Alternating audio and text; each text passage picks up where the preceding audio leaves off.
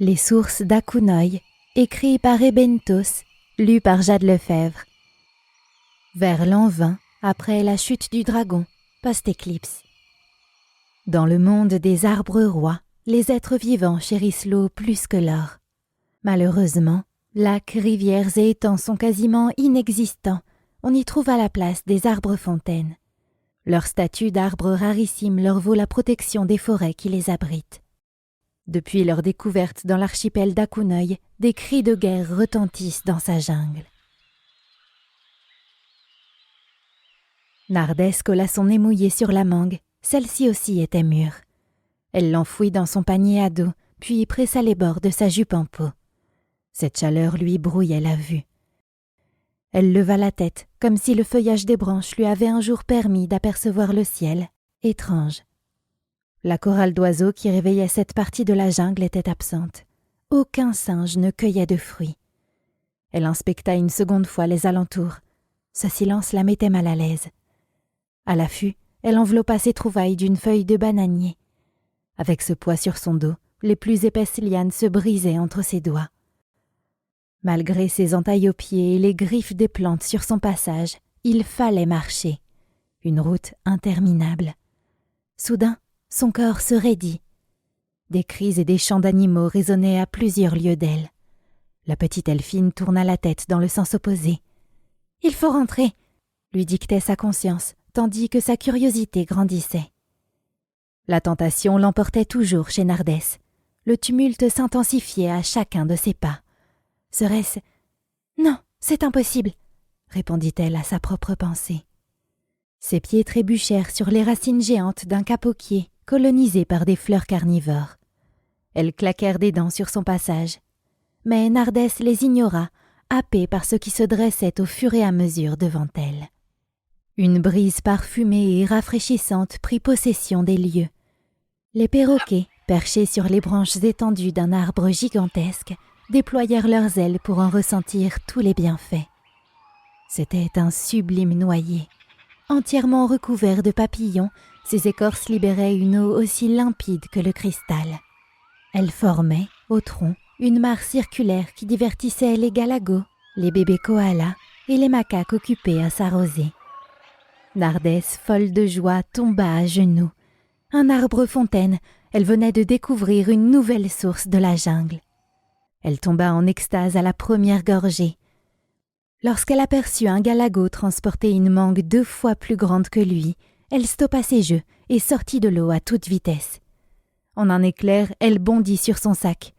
Derrière elle, un singe acrobate s'écria « Tous sur les mangues de l'Elfine !» Nardès prit la fuite. Quelle poisse! Elle qui était supposée rentrer en toute sérénité. Pour les Lémuriens, ce n'était pas chose facile que de rattraper cette Elfine orange qui connaissait les moindres recoins de cette forêt par cœur et qui slalomait avec une aisance qu'ils rêvaient d'avoir. Ils se heurtèrent tous à l'arbre couché au sol, qu'elle enjamba sans difficulté.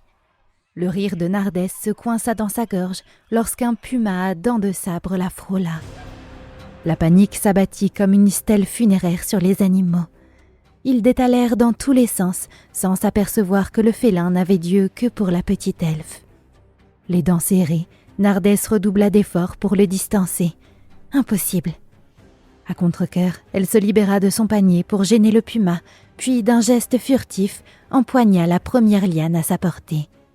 Celle-ci la propulsa dans les airs. Une guenon l'attrapa au vol pour la coller à ses petits. Le puma tourna sur lui-même un bon moment, frustré de ne pas avoir satisfait son appétit. Après son départ, personne n'osa descendre. Nardès garda ses yeux fixés sur les mangues détruites par cette mésaventure. Ses muscles endoloris réussirent à la traîner jusqu'aux premières habitations. Situé à la limite ouest de la jungle, son village subsistait tout naturellement à l'endroit le plus sécurisé de celle-ci.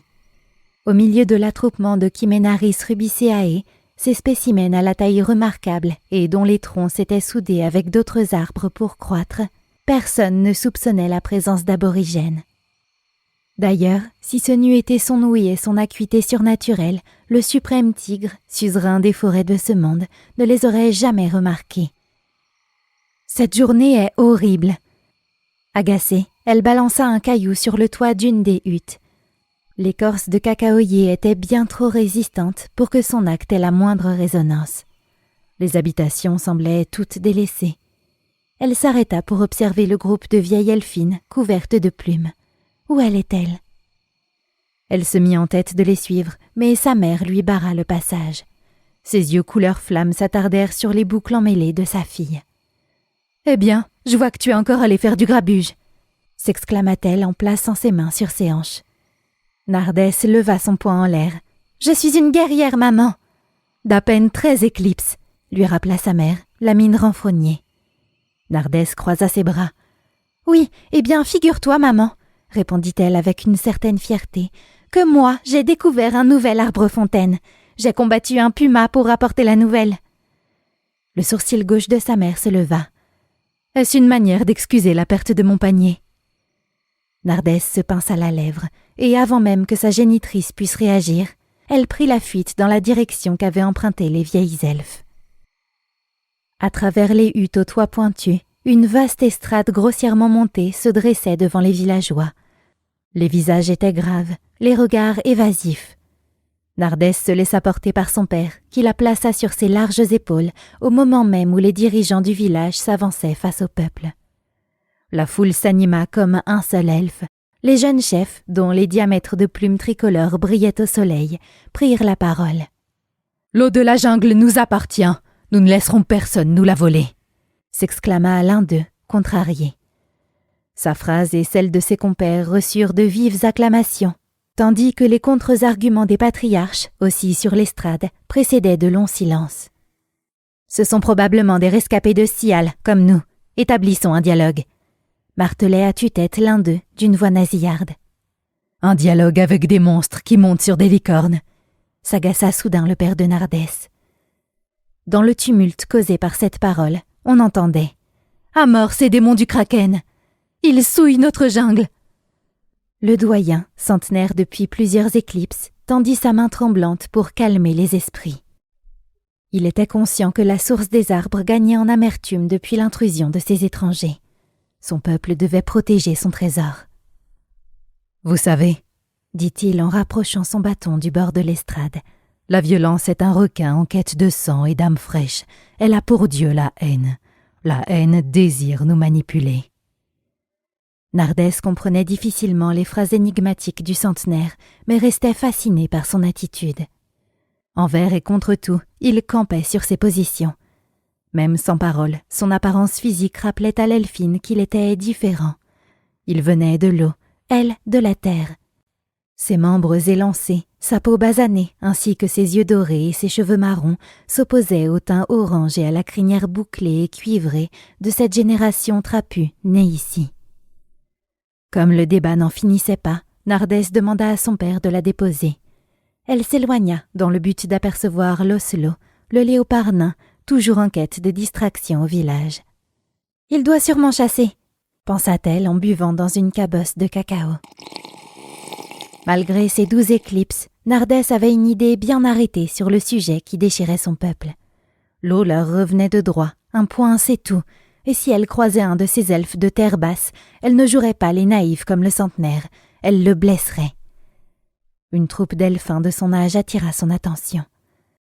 Le fils du voisin marchait au milieu d'eux, les joues rougies par de la poudre de roucou. « Salutations, petite Nardès !» Elle bondit sur ses pieds. « Petite, tu dis ? Retire !» L'elfin recula.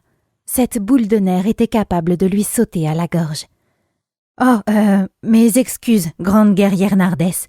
Nous t'invitons à défendre le village avec nous. » Elle pointa son index sur leurs armes. « Avec des jouets pour nourrissons !» Elle haussa les épaules face au grognement des autres elfins. « Je suis trop occupée à créer ma nouvelle arme. »« Ah oui, si c'est une branche taillée, sache qu'il y en a assez. » ironisa son voisin. Nardès, immunisé contre ces moqueries, s'exclama. « Riez bien, morveux. Grâce à elle, nous vaincrons les démons du Kraken à distance. En plus, j'ai découvert un nouvel arbre-fontaine. » Elle leur tira la langue et leurs yeux écarquillés la suivirent jusqu'à sa hutte. Une fois seule, elle s'agenouilla devant son bureau en écorce, sans prêter attention au petit léopard couché sur son lit de plumes. Réajuster les cordes de ses lance-pierres avant les derniers rayons devenait une priorité. Ainsi, la nuit tomba sur la jungle comme une vague inattendue.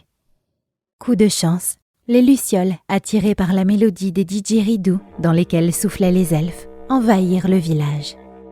Leur lumière la fit veiller si tard qu'au premier chant d'oiseaux, elle sursauta. Malgré ses multiples bâillements, Nardès quitta le village tout sourire. Cette jungle dense et humide lui offrirait tous les ustensiles dont elle avait besoin. Elle s'agrippa à un pacanier aux noix vertes, puis se balança de liane en liane. « Dès que je rentre, je monte sur l'estrade, présente mes armes et parle de la nouvelle source. Et après, la tempête d'applaudissements. Je ferai une démonstration, » dit-elle à voix haute. Elle gloussa de joie en attrapant quelques baies d'assailles sur son passage. La pointe noire qui se levait au-dessus de la jungle renfermait une cavité souterraine naturelle, l'endroit le plus à même de satisfaire ses recherches. Toutefois, Nardès n'oubliait pas les disparitions liées à cette montagne. Elle opta pour la prudence. Le centre de la jungle ferait l'affaire. Après ses fouilles, elle leva les yeux vers le ciel. La position du soleil annonçait la fin de la matinée. En descendant d'un quenetier en fleurs, un épais bâton fouetta son visage. Elle bascula brusquement dans le vide, mais s'accrocha in extremis à une branche qui se brisa. 2 elfes des terres basses se ruaient droit sur elle. Nardès prit appui sur un arbre pour anticiper leur attaque. Son pied atteignit la joue du premier. Ils avaient beau être plus grands qu'elle, sa rapidité les déstabilisait. Quand leurs fronts s'écrasèrent l'un contre l'autre, Nardès en profita pour déguerpir. À cet instant précis, le plus corpulent des deux fit une chose effrayante. Il transforma ses bras en ronces épineuses qui s'accrochèrent sans difficulté aux chevilles de l'elfine.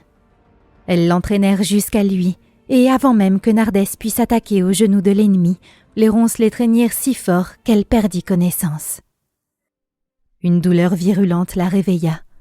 La peau de son bras gauche se frottait à la terre semée d'embûches de la jungle. « Démon du kraken !» hurla-t-elle en tentant de se débarrasser du filet d'écorce avec ses dents. Après un rapide coup d'œil dans sa direction, le maigrelet aux cheveux bouclés s'adressa à son ami qui la traînait sans un mot. « Oh, Oshuno, et elle va alerter toute la jungle !» Oshuno sortit brusquement de ses pensées, toisa son incontrôlable prisonnière et lui asséna plusieurs coups de pied dans le ventre. « Vous n'aurez jamais nos sources, démon !» continua Nardès, recroquevillé de douleur. « Ferme-la, sauvage !»